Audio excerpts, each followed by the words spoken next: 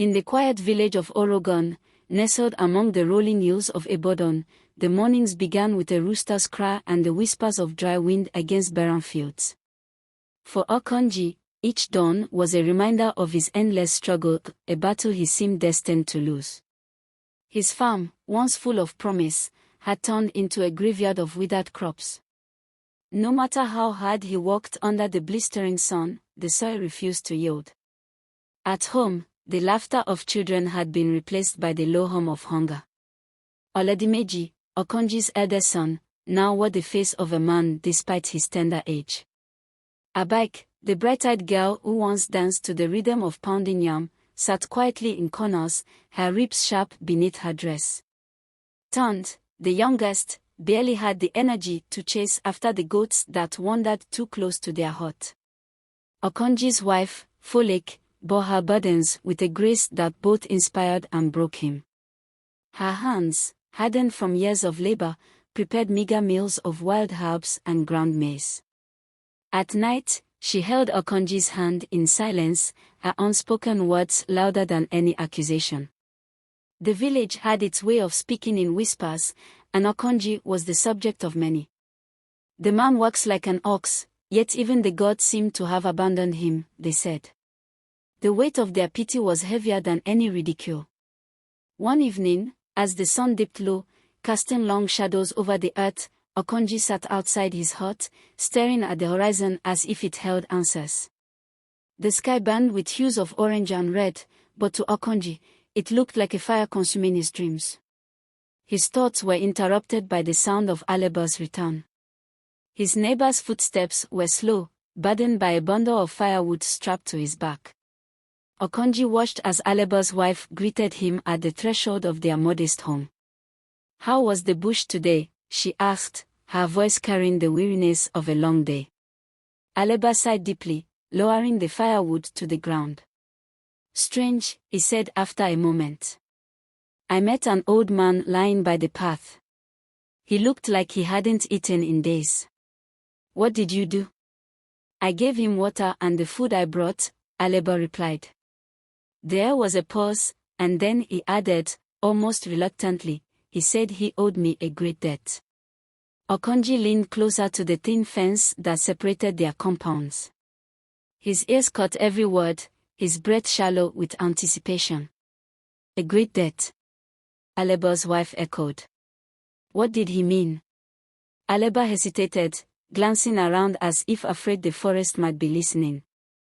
"He told me a secret," he said finally, his voice low.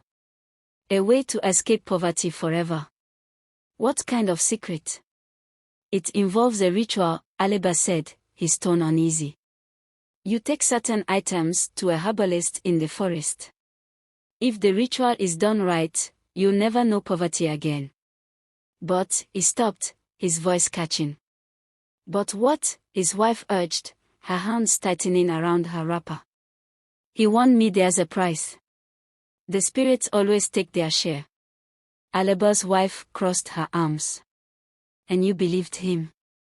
"I don't know," Aleba admitted, his eyes distant. "I told him I'm not desperate for wealth. I'd rather sleep hungry than owe the spirits." From behind the fence, Akanji's heart thudded in his chest. The words echoed in his mind, louder than the beating of his heart. A way to escape poverty forever. The next day, Akanji's curiosity grew unbearable. He found Aleba splitting firewood under a tree and approached him with faint nonchalance. "Oh, Aleba," Akanji began, forcing a laugh. "I heard you talking last night about an old man in the bush. What was that about?" Aleba stiffened, his axe pausing mid-swing. "It was nothing," he said curtly. "Just a strange encounter." But Akanji wasn't deterred. "Come on, my friend. Don't I deserve to know? You know how hard things have been for me." Aleba hesitated, his gaze flickering between Akanji's pleading eyes and the ground. Finally, he sighed. "All right." The old man said the ritual requires palm oil, a white cloth, kola nuts, and, he stopped, glancing around to ensure no one was listening. A woman's cloth or underwear? Akanji raised an eyebrow. A woman's cloth. Yes. The old man said it's vital to the offering. Without it, the spirits won't accept the ritual. And then what? You take the items to the herbalist deep in the forest at midnight. He'll guide you through the rest. Aleba leaned closer, lowering his voice. But Akanji, listen to me. This is not a game. The old man said wealth comes at a price. I didn't ask what the price is, and I don't want to know. But Akanji's mind was already racing. Aleba's warnings sounded like whispers compared to the roar of desperation within him. That night, as the village slept under a canopy of stars, Akanji slipped into his wife's room. The faint glow of moonlight illuminated the simple space, casting long shadows on the walls. His hands trembled as he picked up one of her old wrappers, his heart pounding with guilt. Folek stirred in her sleep, murmuring something Akanji couldn't make out. He froze, his breath caught in his throat. When she settled again, he tiptoed out of the room, clutching the wrapper like a thief. By the time he reached the forest, the air was thick with an unnatural stillness. Even the crickets seemed to hold their breath. Akanji's footsteps crunched against dry leaves as he followed the faint light of a distant fire. The herbalist was waiting. Tall and thin, with eyes that glowed like embers, he stood beside a fire that crackled and spit sparks into the darkness. "Why have you come?" the herbalist asked, his voice deep and unsettling. Akanji swallowed hard. "I seek wealth. Enough to care for my family." The herbalist nodded slowly. Placed the items before the fire. With trembling hands, Akanji laid out the palm oil, white cloth, kola nuts, and his wife's wrapper. The herbalist began to chant, his words rising and falling like waves. The fire roared, its flames dancing wildly as if responding to the incantations. When the ritual was complete, the herbalist handed Akanji a small clay pot. "Bury this beneath the baobab tree near your home," he said. "By dawn, your life will change. But remember, wealth always comes at a price." Akanji wanted to ask what the price was, but fear choked the words in his throat. He turned and hurried back to the village, clutching the clay pot like a lifeline. As the first rays of dawn broke over the horizon, Akanji buried the pot beneath the baobab tree in his yard. When he returned to his home, his breath caught in his chest. His barren fields were now lush and green, bursting with crops. His mud hut had transformed into a grand mansion, its walls gleaming in the sunlight. Gold coins spilled from clay jars that hadn't been there the night before. Folek and the children woke to the transformation, their eyes wide with disbelief. Akanji watched as their faces lit up with joy, tears streaming down his cheeks. "Our suffering is over," he whispered, though a part of him couldn't ignore the shadow that loomed over his joy, the herbalist warning, "Wealth always comes at a price." The village of Orogun woke to whispers of Akanji's sudden transformation. His once crumbling hut was now replaced with a house of bricks, its roof gleaming with fresh tin sheets that caught the morning sun.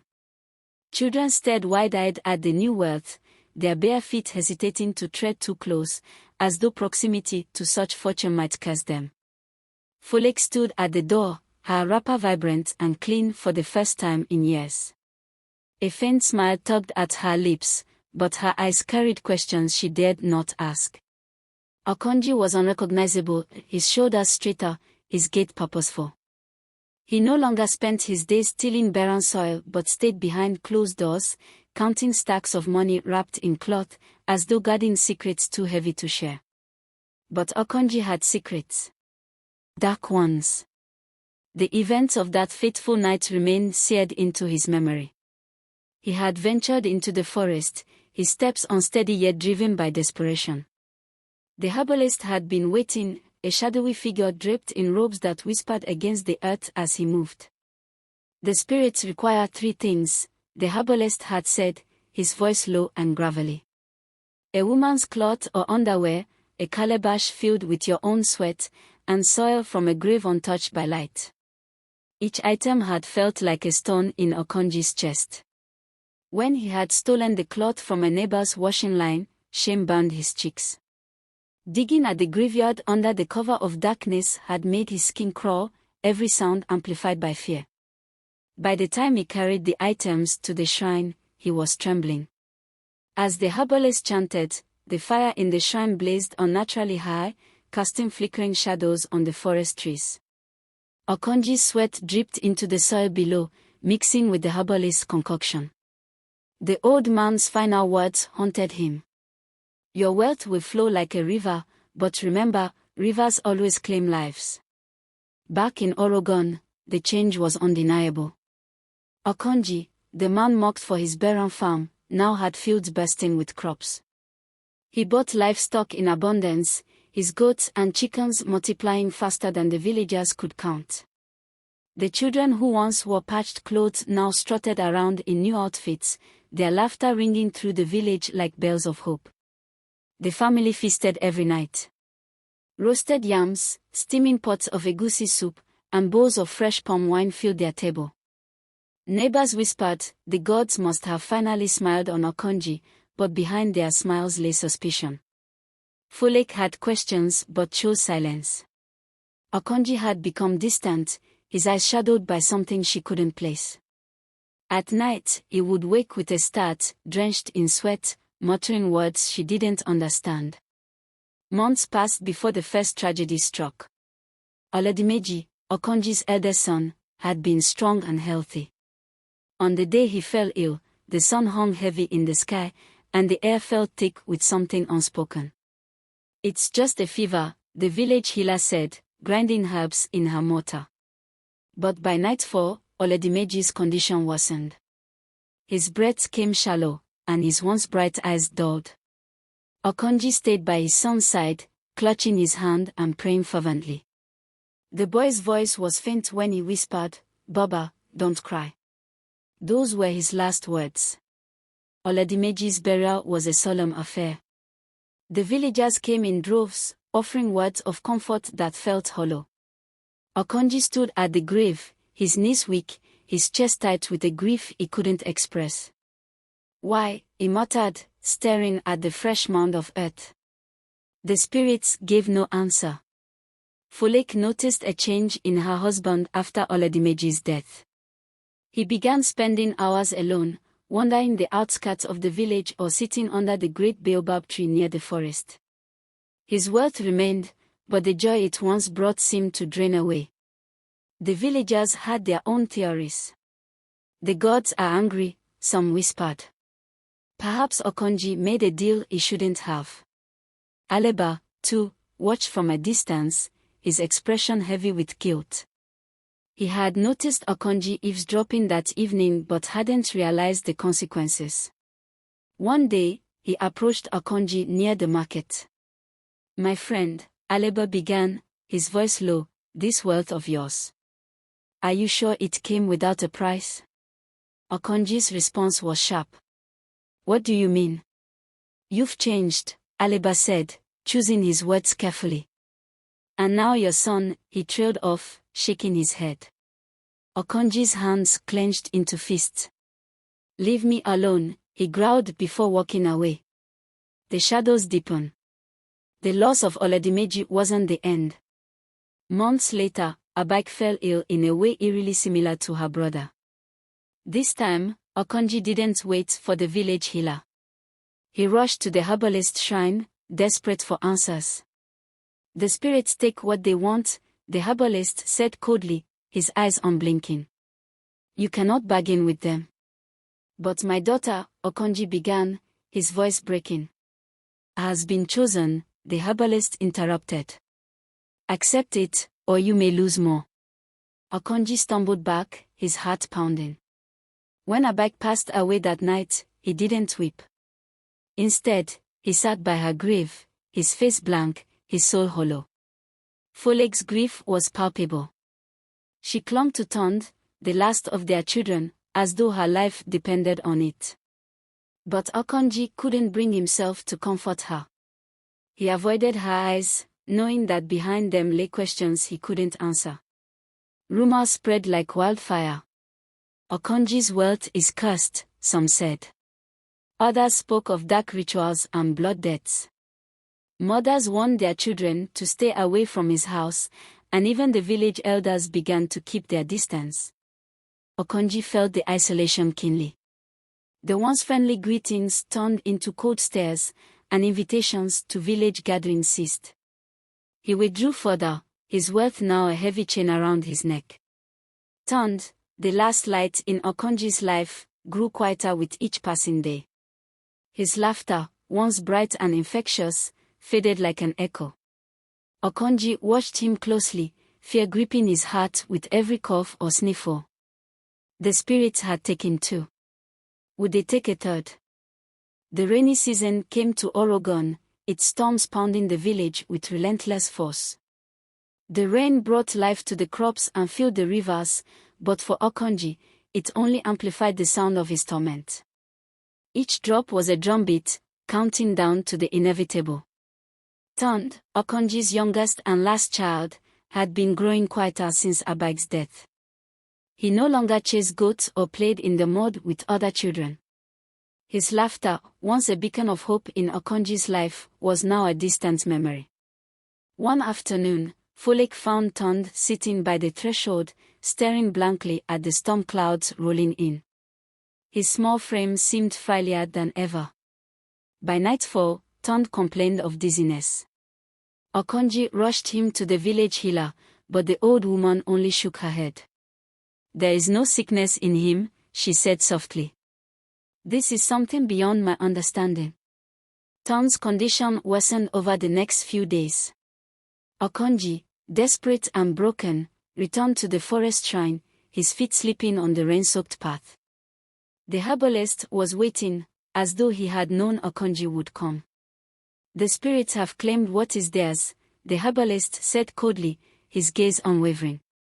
"Spare him." Akanji begged, falling to his knees. His voice cracked with desperation. "Take me instead." The herbalist shook his head. "It is not your life they want. They feed on innocence, on purity. Tund's fate was sealed the day you sought their favor." Akanji screamed, his voice raw, but the forest swallowed his cries. By dawn, Tund was gone, his small body limp in Folek's arms. Akanji could barely meet his wife's eyes as she wept uncontrollably, her grief spilling into the air like a storm that would never end. After Tund's burial, the weight of their losses proved too much for Folek. One morning, she packed her meager belongings into a warm cloth and stood before Akanji. "I cannot stay here," she said, her voice trembling. "Everything we built has turned to ashes. This house, this wealth, it is cursed. I cannot live with these memories." "Folek, please," Akanji pleaded, his voice choked with guilt. But her resolve was firm. "You made choices, Akanji. Choices that have taken everything from us. I must leave before it takes what little is left of me." She walked away without looking back, her silhouette fading into the horizon. Akanji watched her go, his hands trembling as he clutched the doorway. The villagers' whispers had turned to open accusations. They avoided Akanji's house entirely, and when he walked through the market, mothers pulled their children away. "That's the man who brought death to his family," they whispered. "The spirits walk with him." One evening, as the sun dipped below the horizon, Akanji sat outside his once proud home. The tin roof, once gleaming, was now rusted and weather-worn. The bricks seemed darker, as though they carried the weight of his sins. Aleba approached cautiously, his face solemn. "Akanji," he began, his voice heavy with regret. "I should have stopped you that night. I didn't know. I didn't realize." Akanji shook his head. "It's not your fault," he said, his voice barely above a whisper. "I thought I could cheat fate. I thought I could escape poverty, but I only invited death into my home." Aleba sat beside him, silent. The two men watched the sun disappear, its final rays casting long shadows over the village. Days turned into weeks, and Akanji became a ghost of himself. He spent hours at the graves of his children, his lips moving in silent prayers. The wealth he had gained felt like a noose tightening around his neck. One night, as the wind howled through the village, Akanji made his way to the forest. He carried a single item, a small wooden carving of his family, made by Tond before his death. He reached the shrine, where the fire blazed as fiercely as it had that first night. The herbalist appeared, his face obscured by shadows. "I want it to end," Akanji said, his voice steady. "Take it all. The money, the crops, the livestock, everything. Just take this curse away." The herbalist regarded him silently before speaking. "The spirits do not undo their work. You cannot unmake the deal you struck." "Then take me," Akanji said, his voice rising with desperation. "Let me pay the price instead."